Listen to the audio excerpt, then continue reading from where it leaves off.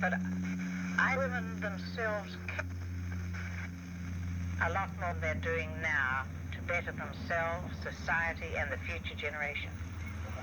A choice, so many choices to explore. We've been messed around too long, but now we know what's going on. We won't take it anymore. We've got talents we can use, but we've got to get the chance. There's so much we can do. Let us share our strength. And don't forget, women can do anything. We're everywhere. Some of my best friends are women. Women can do anything. We're everywhere.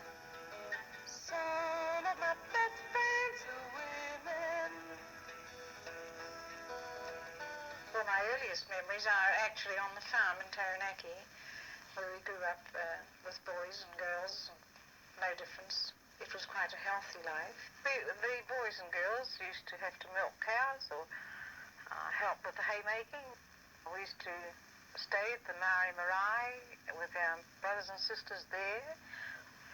We had teachers that were more concerned with the environment and with the growing of plants and shrubs and things like that. School. We left the farm during the Depression, and then when we went to Wellington, I got bored stiff with staying around, so this job in the milk bar became available, and I applied for it and got it. But I left there after a while and went into a shirt factory. I was 13 years of age. I didn't have any education, as you appreciate, and I felt that that was about all that I could do. I first became my husband at dances and parties, and he could sing and play the uke, and I thought he was just, one of those things. But then came the enduring side of sex, that it was demanded of you, and certain other demands were made too, that you do this, you do that, you are my wife. Well, that builds up a resentment, and I felt this resentment very strongly. With the breakup of my marriage, I was told by Mother that I would be very lonely later on, and people begged me to go back, but I couldn't see what I was going back to. Divorce in those days, of course, put a stigma on women.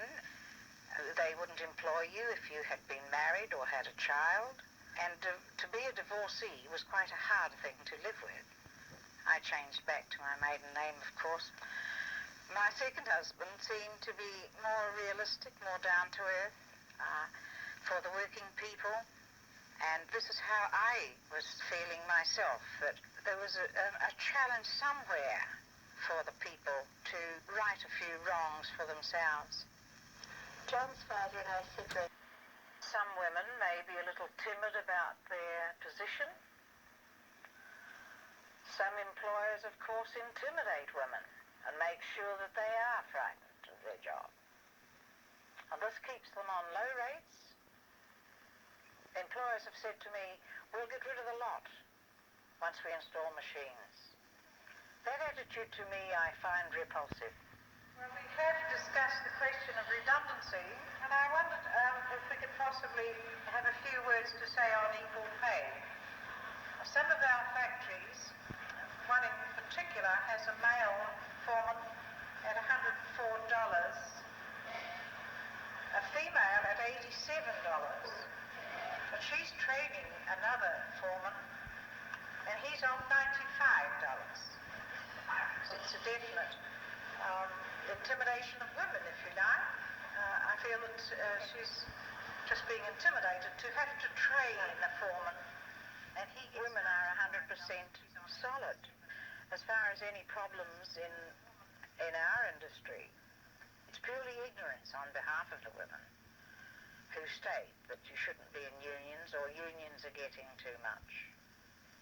It seems to me that we could all enjoy our jobs. It's a cog in a machine you just don't know anything about. Well, in 51, of course, my husband went to work as usual, And he returned after a time to state that they were all locked off the waterfront. Oh, I said, they can't lock you off your job. And he said, well, they have. So, of course, there were special meetings, and he said, well, you stay home and look after the girls, there could be trouble. And I thought, well, that's all very well. If you're in trouble, I'll be in trouble. So I followed him to the meetings. And I went to nearly every meeting that was held. 51 was rather a sad era, in my opinion. Lots of women didn't understand that the men were locked out.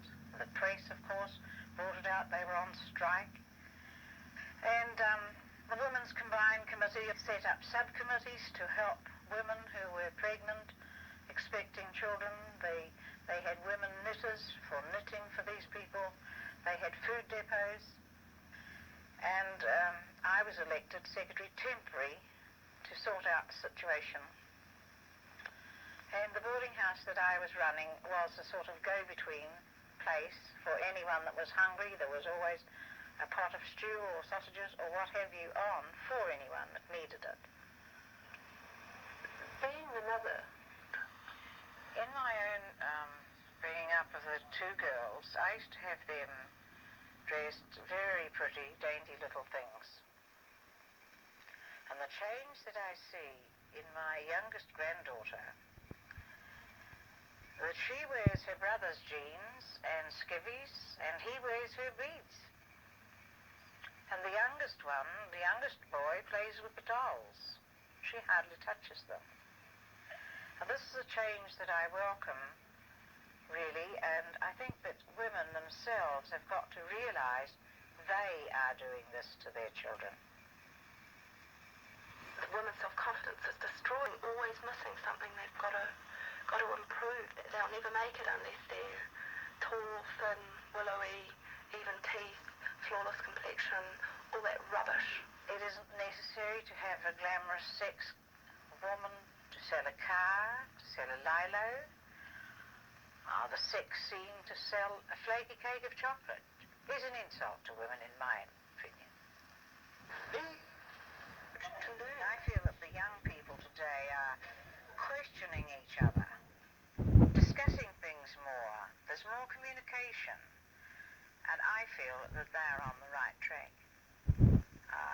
The white wedding, of course, both my daughters had white weddings, but since then I've seen the change of how the wedding dress hangs up. The churches are never visited again. People are exploited in these big banquets that are put on for people. People mortgage themselves to put on these things. But that's not marriage. It's no earthly good putting two people within four walls who don't know. The glamour has worn off, and they don't know each other, really. As a product of I would like to be in a relationship. I would find that really fulfilling. I think I'm ready to have such a relationship. I really find it difficult to say, yes, I would like to get married, or no, I wouldn't like to get married. Believe it. Coming round the mountain when she comes.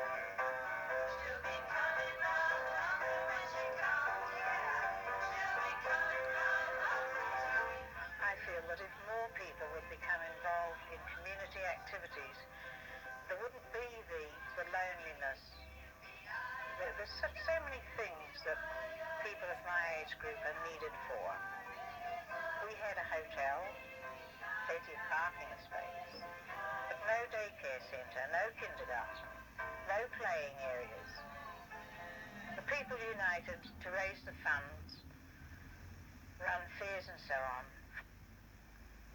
and it's very, very pleasing to see the kindergarten. Community for me starts off taking control of their lives. They can control their lives. They can control their own destiny. I feel that the young people are trying to say the things that should be said. And until women themselves unite and help one another, I feel they have a long struggle ahead.